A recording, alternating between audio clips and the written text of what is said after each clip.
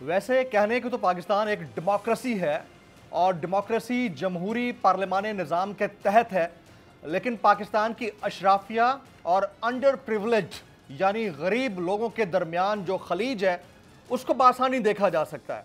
कानून साजी होती है, पर्सन स्पेसिफिक होती है, कानून साजी होती है अशराफिया के लिए होती है, बजट बनते हैं अशराफिया के लिए बनते हैं।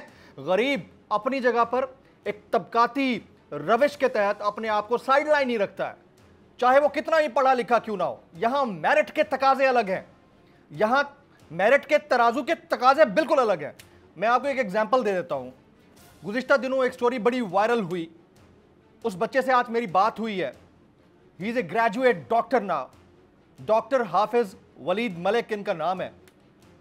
एमबीबीएस के दौरान इन्होंने 29 गोल्ड मेडल्स लिए हैं, 29 गोल्ड मेडल्स। इस बंदे को अपने मेडिकल कॉलेज में मेडल्स मशीन का नाम दिया जाता था। 29 गोल्ड मेडल्स लेने के बाद बंदे को किसी प्राइवेट हॉस्पिटल के अंदर जॉब नहीं मिलती, सरकारी हॉस्पिटल के अंदर जॉब नहीं मिलती।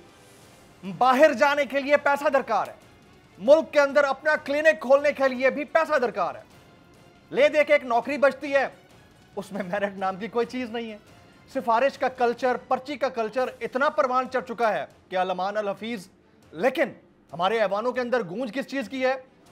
फलां की नाअहलियत खत्म हो जानी है, ताहयात नाअहलियत खत्म होगी, 5 साल के लिए काफी है। चाहे उससे किसी को भी कितना फायदा क्यों ना हो, मुझे बताया जाए कि एक आम आदमी को उससे कितना फायदा हो रहा है। यह बताया जाए कि जो बजट बनाया गया है उसमें 215 अरब रुपए के जो टैक्सेस लगाए गए हैं एडिशनल, उससे आम आदमी को कितना फायदा है, आम आदमी को कब रिलीफ मिलेगा, कब एक आम आदमी मेरिट के ऊपर नौकरी हासिल कर सकेगा। एक डॉक्टर दुनिया भर में उसकी एक रिस्पेक्ट होती है, हमारे यहां 1 साल से धक्के खाता फिर रहा है और किसी को परवाह नहीं है। 29 गोल्ड मेडल्स गले में लटकाए हुए। मैंने उस बच्चे से बात करने की कोशिश की और चाहा कि आपके सामने उसके ग्रीवेंसेस रखूं, लेकिन वो इतना डिस्टर्ब्ड है mentally, physically, morally and financially कि उसने टीवी पर आने से माजरत की है। ये हमारा सिस्टम है। इस सिस्टम के अंदर हमारे चारों सुतून अपनी जगह काम कर रहे हैं। मौजूद अदलिया के अंदर आज हमने समातें सुनी, उसका तहरीरी हुक्मनामा आ गया, पीर को फिर एक अगली डेट आएगी, वहां पर काम जारी है। पार्लियामान के अंदर काम जारी है, हर जगह काम जारी है, अपेरेंटली हर चीज फंक्शनल है। आम आदमी को क्या मिल रहा है? आज की नेशनल डिबेट में इसी पर बातचीत होगी। तू की जाने यार अमीरा, रोटी बंदा खा जाती है। यूनान में कश्ती उलटने का अलमनाक हादसा। उदास आंखें, चेहरों पर मायूसी, दिलों में अब भी प्यारों के बच जाने की आस। मेरी दरखास्त है वजीर आजम अगे, जल्दी तो जल्दी मेरे बच्चे की तलाश की जाए।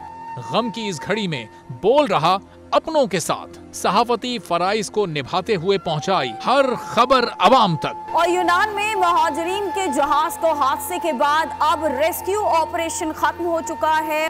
बोल की खबर पर FIA की बड़ी कार्रवाई, इंसानी स्मगलरों के खिलाफ इकदामात करते हुए गिरफ्तार कर लिया। ह्यूमन ट्रैफिकिंग सर्कल गुजरात ने बड़ी ये कार्रवाई की है, जिसमें कश्ती हादसे में मुलव्वस अहम सरगना गिरफ्तार कर लिया गया है। 68% अवाम ने कश्ती हादसे की पल पल की खबर से जुड़े रहने के लिए देखा सिर्फ बोल न्यूज, क्योंकि बोल है पाकिस्तान का नंबर 1 न्यूज चैनल। सब्सक्राइब करें और बेल दबाएं ताकि कोई खबर रह न जाए।